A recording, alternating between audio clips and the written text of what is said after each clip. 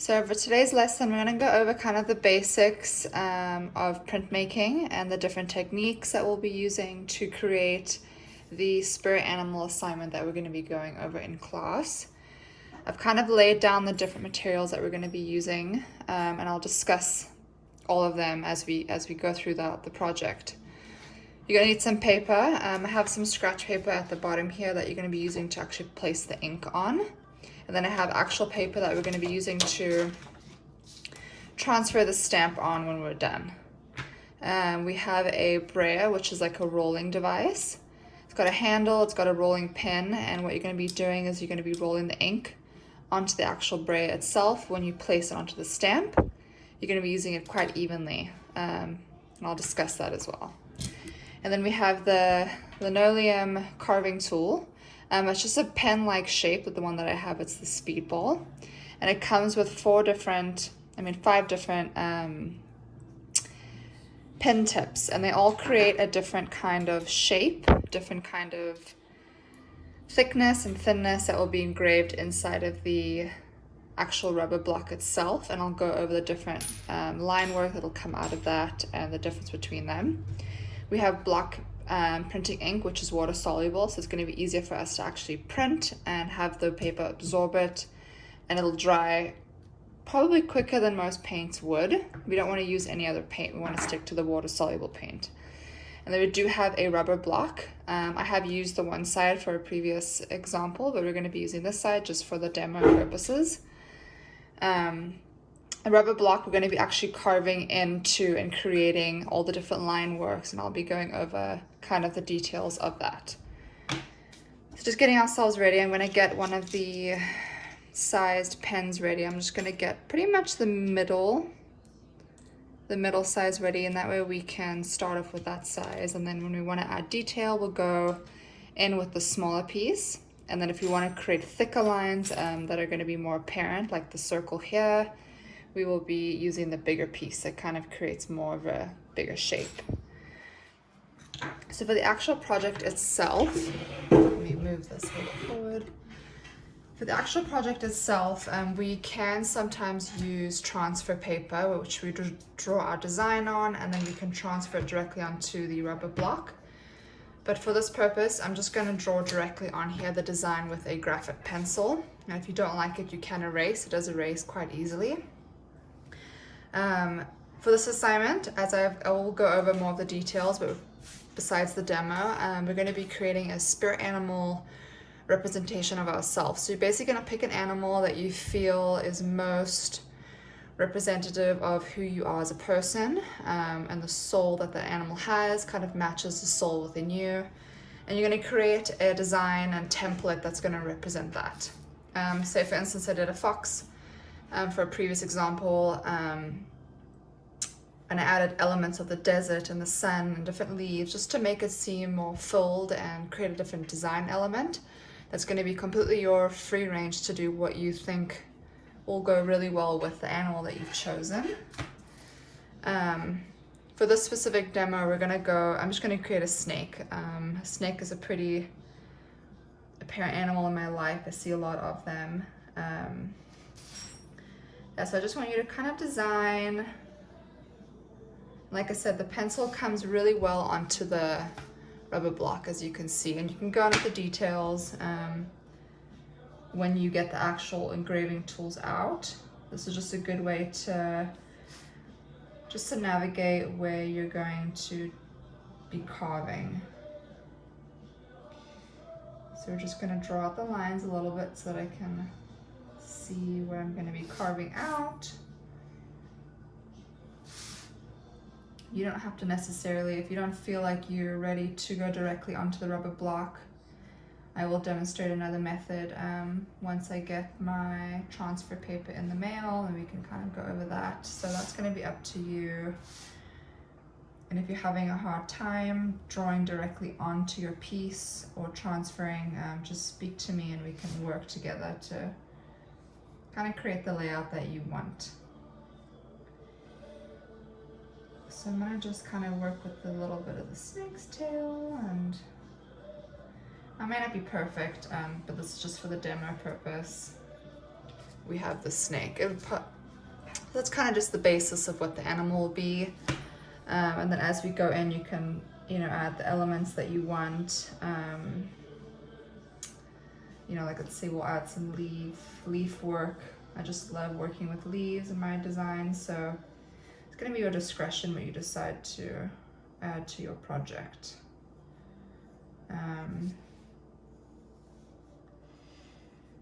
And like I said, we're going to be going over, what spirit animals are, where they originate from in the PowerPoint, but just to discuss a little bit about them, they are originally from the Native American tradition and their spirituality, that also known as totem animals. And each clan or tribe or person will have an animal that represents them. Like I said, that their soul almost matches quite perfectly, and the characteristics of that animal tend to meet the characteristics of that person. So I don't really feel like a snake is really me, but it's perfect for an example, just to use to show the different line work with, because snakes are very fluid and organic in their form. Okay, so this is just going to be your design that you're going to lay out, and then we're going to be going over the different tools. So like I said, we have the different shaped tips of the carving tool. I'll use the corner here as an example, just to show you the different techniques. You'll be getting a separate piece of rubber block that you can practice on when you're in class. But you're going to be applying pressure, and you're going to be picking up the rubber block. So if you look pretty closely, you've seen that I've been able to actually pick away some of the rubber block, and that's going to leave space. And you can see like the different line work. If you go deeper, it's going to make the line more apparent. If you go smaller, it's going to make the lines more thin. So it kind of just depends how much pressure you're going to be pushing onto the rubber block to create the design that you want.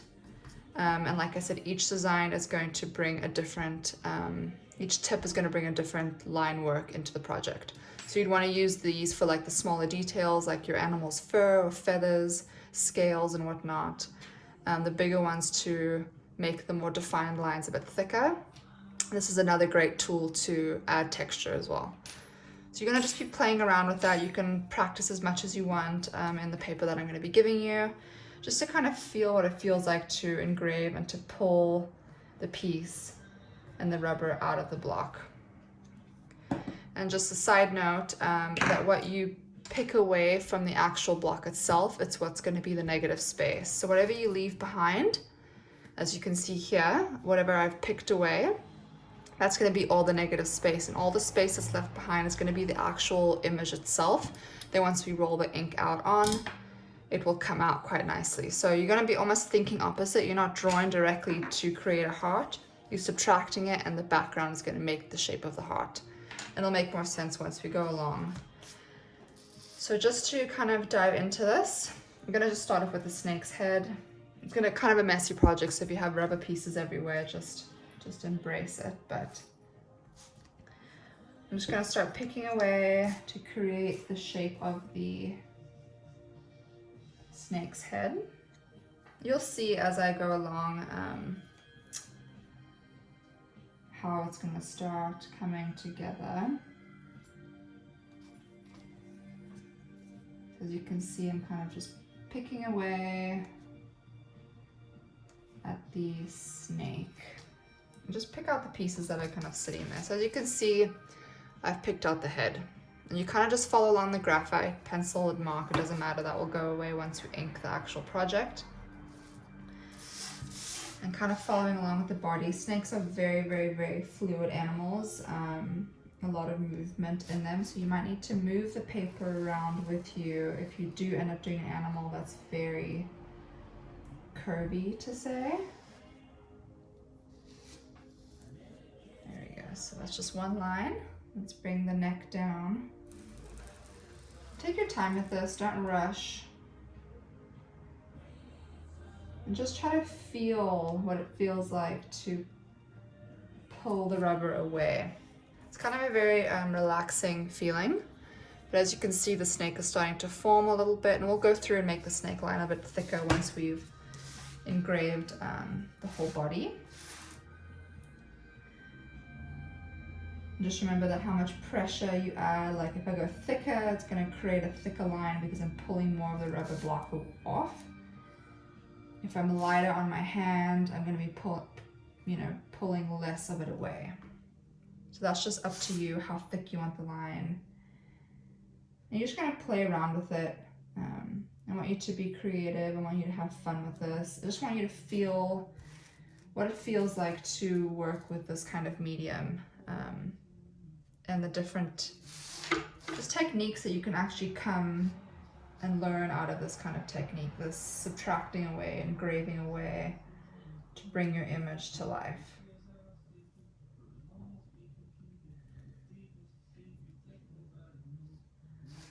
Just continuing with the snake, we're going to follow along its tail.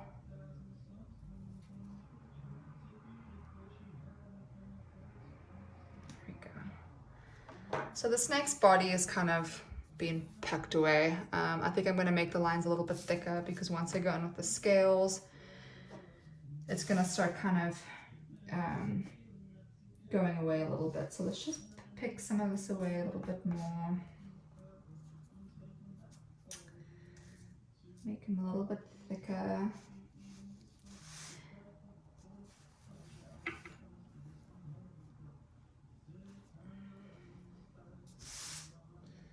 And you see when you start to pick away more and more and more, it makes the line more apparent. But just take your time because you don't want to pick away where you don't want to pick away because then you can't really fix that. Okay, so let's say I've picked that away. But now I want to come in with making a little bit more of some more details. We're going to pick the smaller pin head that kind of has like the very, very, very small tip, as you can see. We're going to attach that to the speedball pin itself. Just get it in there. Tighten it up. Tightening the screw makes the pin sit pretty tight so that when you engrave, you're not going to pull the tip out of the actual pin itself. And now, just because I don't want to freehand this, I'm just going to go in and start off with the scales. Let's just do little scales right here. Like I said, this is going to take some time, especially when you're doing animals that have fur, feathers, and all of that. It's going to take some time for you to just get the details right, and that's fine. Take your time with this project. You have a lot of time to finish it. A lot of time to work on it at home. And it's really up to you how detailed you want to be with the project. If you want to make the animals very realistic, you can go for it. If you want to make it more of a minimal design element, then you can do that as well.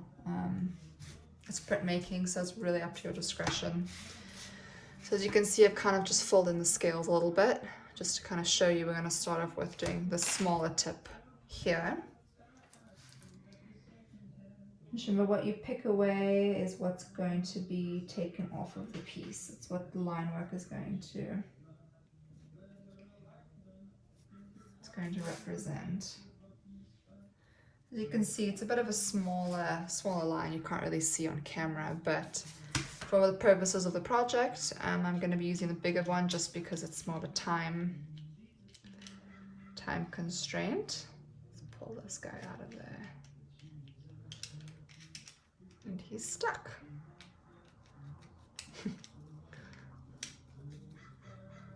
Yeah, you need to wiggle some of these. Sometimes they do get stuck and you do need to wiggle a little bit. But I'm going to just use the original pen that I use just because I like this kind of how deep it goes. So let's do...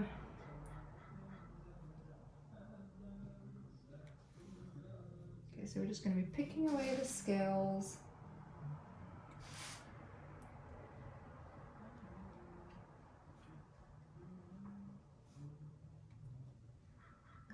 And just to kind of go over a little bit of the history of printmaking, you know, this technique has been around for quite a long time and it's been used for various different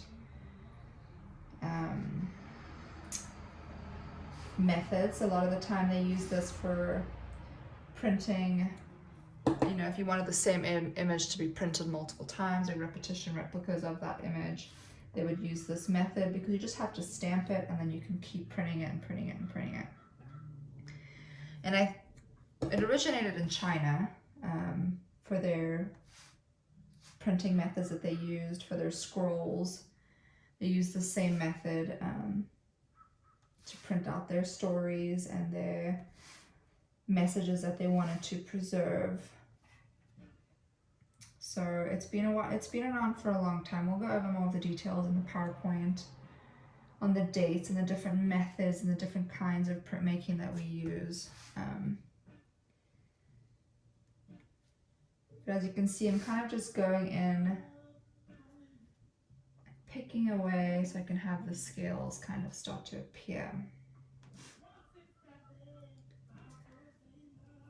And it's a different method. You know, like I said, you're taking away, so the block pieces that you haven't engraved, that's what's going to be actually left behind and what's going to make the stamp image come up. So you're almost thinking reverse to what you're used to doing when you're drawing or painting. Because when you're drawing or painting, you're adding on. You're adding to the piece of paper, and that's going to create the image. With this, you're taking away, you're engraving, you're subtracting. We're just going to keep going with the scales here. I'm not going to go through the whole entire snake just for the demo purpose. I just want you to see how it looks when you're engraving, and once you've engraved and you've actually pulled the rubber board off, make sure you pick off the little pieces that are sitting there. That way you can see what you've taken away. If you leave them in there, it's kind of hard to gauge what details you've forgotten to grab and whatnot. We're just going to keep picking this away. And like I said, it takes time. Take your time. You put your iPod in, put some music in, and try to just enjoy this. It's very meditative. It's very, very good, I think, for us to be able to sit down and enjoy creating something without being distracted. And if you mess up the lines, you can go back and smooth them out by taking more of the rubber board off. So you can see as I'm going, starting to get more detailed, and you can see the snake is starting to kind of come to life a little bit. Just keep picking away and picking away. And if you're not sure on what animal to do, write a list of a couple animals that you are most drawn to, animals that are your favorite per se, and then think about, you know, why you're drawn to those animals and what part of those animals do you connect with. So like, say for instance, you have a wolf, which is a very well-known spirit animal. A lot of people connect with wolves. You can think about the fact that wolves are pack animals and they're very family oriented. They work well as a team. They're not very solo. They don't live alone. They work together with their family to survive. So you can think, if you're a family oriented person, that maybe your animal would be a wolf. Say if you want to pick an elephant, you could think about elephants as very gracious animals. They're very gentle, but they play a huge part in their ecosystem. So they might be these ginormous animals that are very gentle and they walk very gracefully. They're very, very emotional animals, very, very sensitive to other people or other animals and to people as well. So you can just think about what animal you think represents your personality, who you are as a person. You know, if you want to do, let's say, an owl, for instance. Owls are very wise. They're very guiding. They're very nocturnal. So if you're a nighttime person and you thrive better when the sun goes down, maybe an owl would be your animal. Let's see, you can do a horse. There's so many animals to pick from. There's dolphins, sharks. And if you think that you connect with an insect, then by all means, like, do that. Be a bee if you want to, be a dragonfly, be a spider. This is your time to find a way to represent yourself that's not with yourself. You're using images to demonstrate the kind of person that you are. And it's a good thing to be able to reflect on yourself and really figure out what kind of a person you are and the characteristics that you have, and you know, what things you hold dear to make up, you know, the person that you are. So I'm just going to do the first part of the snake. I'm not going to go through with the whole snake because it's going to take some time to do that. So as you can see, we've made the snake. I'm going to go through and just do the leaves so that you can see what it looks like when I take away a lot of the rubber. So let's see, let's just do a couple leaves here. Just gonna pick away. And it's kind of nice because it flows very smooth when you pick away the rubber. It flows very nicely. It's very, very, very fluid. So I'm gonna leave just a couple little like messy pieces. You can see the gray is what's gonna be left behind, just to kind of have like texture of the leaves. And the, you know, the most time consuming part is the actual engraving itself. It's gonna take some time for you to pick away the pieces, and like I said, you're gonna be getting a board to practice on, just to feel what it feels like to really pull the rubber off of the board. And let's just do one more leaf here, just to, you can see I'm going kind of fast, but I'm just, for demo purposes, I still need to go over the PowerPoint with you. There we go. Okay. So let's just say that is the final project. Pretend that we're done, it's all finished. I'm gonna just demonstrate how to ink the actual board itself. So now you can leave the mess be a mess. It's fine to be messy sometimes. So now what we're gonna do is we're gonna use the water-soluble ink. And I want you to just place just a small amount on your piece of paper or your painting palette, whatever you're gonna use to collect the ink. And you're gonna be using your brayer, which is this kind of tool that has the handle and the rolling device. So it's almost like you're painting a wall or you're rolling out pizza dough. So what I want you to do is I want you to place the ink onto the brayer. Kind of just make sure that the brayer is covered completely so that you have ink pretty evenly on the brayer, and you can see that the ink has covered the brayer pretty much fully. And then what you're going to do is you're going to be printing the actual stamp itself. So here we have an almost finished design, and you're going to be placing the ink onto the board. Just rolling it out evenly, trying to get all of the corners. Like I see how you have these little pieces hanging. Make sure you don't have those left in the board itself. And if you run out of ink, just add more ink, roll it out evenly onto the tray, and then just make sure you're rolling this out. You want to get all the corners of the board. And you can start to see like a little bit of a design being formed. And what you've peeled away, that's the negative space. And what you leave behind, that's what the ink is going to catch. Okay? So we have the board, it's been inked. You're going to have your piece of cardboard stock paper. This part is a little bit tedious because you're going to get kind of messy with your ink. You're going to flip this upside down and place it directly onto the paper. Now, I don't have a Brayen, which is a tool that you use to press this down, so I'm just going to be using a candle for the purposes of just being able to evenly make sure the ink gets everywhere. Okay. And then when you're ready, you're just going to peel the rubber block off. And that's the stamp.